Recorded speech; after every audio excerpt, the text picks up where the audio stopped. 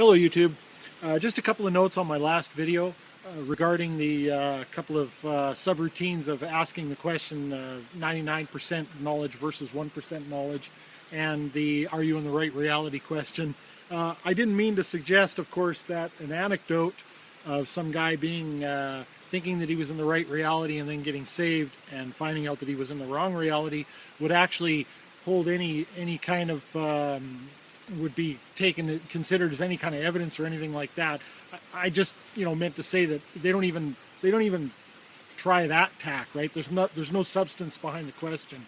The other thing that I wanted to discuss or bring up is I find that interesting that Cy and Eric and a lot of even the people commenting on some of my videos all seem to have this fixation with binary stuff, right? Like absolute certainty versus no certainty.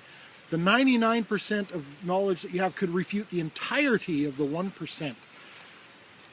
I'm not sure where this comes from. I mean, I think any of us who have lived in any portion of our lives, I mean, I'm approaching 50, right? So I've lived for a little while, and very few things that I've dealt with in my life have been absolute, complete certainty.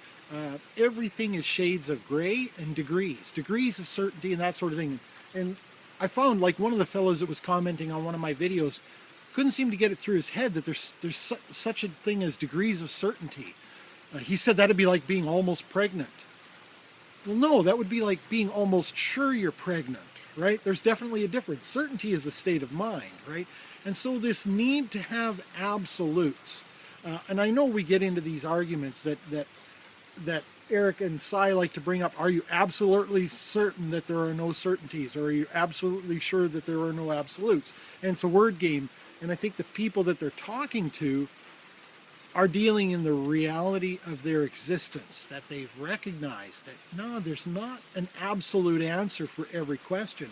And most of the things that we deal with on a day-to-day basis in life are degrees of certainty and degrees of absolute.